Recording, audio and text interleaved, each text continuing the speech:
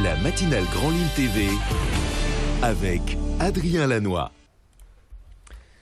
Bonjour à toutes et à tous, ravi de vous retrouver en direct à 7h15 en ce vendredi 1er avril pour une nouvelle édition du journal de la rédaction. Ce matin, en images en 7 minutes en direct, bien évidemment. Bon appétit si vous prenez votre petit déjeuner, bon courage si vous partez travailler.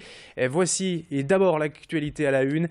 En ce vendredi, bien évidemment, la mobilisation importante hier à Lille contre la réforme du Code du travail. On a compté entre 15 et 20 000 manifestants dans le centre-ville, et presque 2 fois plus que le 9 mars lors de la dernière mobilisation. Un vrai succès populaire malgré les récents amendements apportés au texte par le gouvernement. 2 nouvelles journées d'action sont d'ailleurs déjà annoncées, mardi 5 et samedi 9 avril, la semaine prochaine. Le mouvement ne semble donc pas s'essouffler. La plupart des syndicats étaient présents hier et tous avec le même mot d'ordre. Le retrait est pur et simple de cette loi. Céline Huret et Xavier Silly étaient au cœur du cortège hier et ont rencontré notamment ce représentant de la CGT. Nous, on est là aussi pour dénoncer le cynisme de ce gouvernement qui veut nous faire croire que c'est en licenciant les personnels que l'on va embaucher plus. C'est une absurdité totale, et y compris dans le secteur public que je représente par le biais de l'hôpital. La casse, elle est là. Hier encore, on annonce pour notre région plus de 924 suppressions de lits, ce qui va se traduire par plus de 1500 postes, 1500 emplois dans notre secteur de la santé, alors que nous sommes un secteur déjà sinistré. Les conditions de travail, elles sont totalement dégradées, et ce n'est pas dans l'hôpital public au privé qu'on va améliorer le quotidien des populations.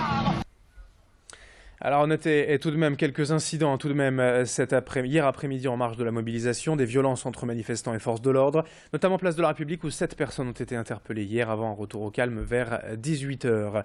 Cette tension par endroits a d'ailleurs bien été illustrée par le blocage hier de Sciences Po Lille. Dès l'aube, une trentaine d'étudiants se sont installés en formant une chaîne humaine avec poubelles et banderoles devant l'entrée du bâtiment. Leur objectif était de faire annuler la journée de cours pour aller manifester dans l'après-midi. Et si cette action a été décidée par vote lors d'une assemblée générale rassemblant près de 80 étudiants, certains en ont rapidement dénoncé le caractère minoritaire. Sciences Po compte en effet plus de 1400 étudiants, d'où la colère de ceux qui souhaitaient tout de même aller suivre les cours. Les forces de l'ordre sont finalement intervenues hier en fin de matinée pour débloquer la situation.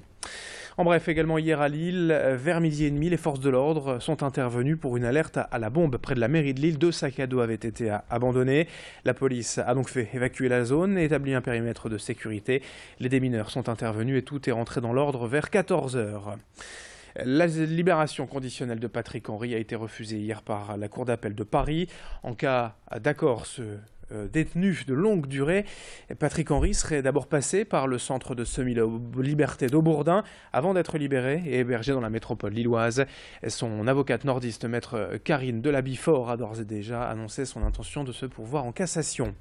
Et puis toujours en justice, sachez que Gervais Martel, président du RC Lens, poursuivi pour corruption privée et abus de biens sociaux, a finalement été relaxé hier par le tribunal correctionnel d'Arras. Aucune charge n'a été retenue contre lui. 7h18 en direct sur Grand Lille TV, une autre info dans l'actualité, la lutte contre le terrorisme avec la visite du président de la commission d'enquête aux moyens mise en place après les attaques de janvier 2015. Le député des Républicains, Georges Fenech, est notamment venu évoquer la coopération frontalière alors même que la police belge a mené hier plusieurs perquisitions à Marqueux près de Courtrai. Aucune interpellation ni saisie d'armes ou d'explosifs lors de cette opération, mais la preuve que l'enquête se poursuit. Cette commission a hier également rencontré le préfet de région et se rendra à Bruxelles la semaine prochaine pour remettre en débat le fichier de renseignement européen. Brio Gorchi a rencontré et interrogé Georges Fenech. Il y a un site pilote, on a même eu une démonstration de nouvelles technologies tout à fait performantes, qui est la lecture des plaques automatisées, des plaques d'immatriculation, les fameux LAPI, et puis également le système très moderne aussi de néo-gendarmerie qui peut permettre de consulter en instantané, en passant une pièce d'identité lors des contrôles notamment d'automobilistes, et avoir accès immédiatement à des informations dans des fichiers. Ça, c'est un moyen extrêmement performant pour les enquêteurs. Dans le reste de cette édition, quelques images aussi pour évoquer la 3e édition du salon Sport Nature ce week-end à l'île Grand Palais. Près de 10 000 visiteurs attendus pour découvrir les multiples activités de plein air pouvant être pratiquées dans les Hauts-de-France. La randonnée, le vol libre, le char à voile, les sports sous-marins. Au total, 100 exposants présents pour tout savoir des événements sportifs de l'année. L'alimentation, la santé, les hébergements. Sachez que c'est Jean-Pierre Papin, l'ancien footballeur, qui doit inaugurer aujourd'hui le salon. Rendez-vous jusqu'à dimanche à l'île Grand Palais. Présentation au micro d'Alison Pelotier et Stéphane Cateau. La foule est toujours intéressante dans les organisateurs de salons, mais c'est pas notre façon de voir les choses. Je pense qu'aujourd'hui, on est à la recherche des passionnés de sport de nature, des visiteurs qui ont envie de découvrir les sports et surtout limiter cette barrière en se disant voilà, je peux pas courir, je sais pas courir, je connais pas la voile, je connais pas le char à voile, je voudrais faire des activités mais je ne connais pas. Donc c'est vraiment un salon pour la pratique de tous. Le sport de ce week-end avec d'abord le tennis de table féminin. Demi-finale retour de la Coupe d'Europe pour le CP Lille Métropole ce soir à domicile face au Postas Budapest. Rendez-vous 19h à Lille-les-Lanois, salle Valeria Borza. En football en Ligue 1, un retour du LOSC sur les terrains à Nantes ce dimanche à 14h. Hasard du calendrier. En basket en Pro B, le LMB se déplace également à Nantes et ce soir à 20h. Et puis en basket féminin, le SBV à Lille Métropole affronte Bourges à domicile. Et demain soir samedi à 20h au Palacio. 7h21 en direct ce matin sur Grand Lille TV en ce vendredi 1er avril.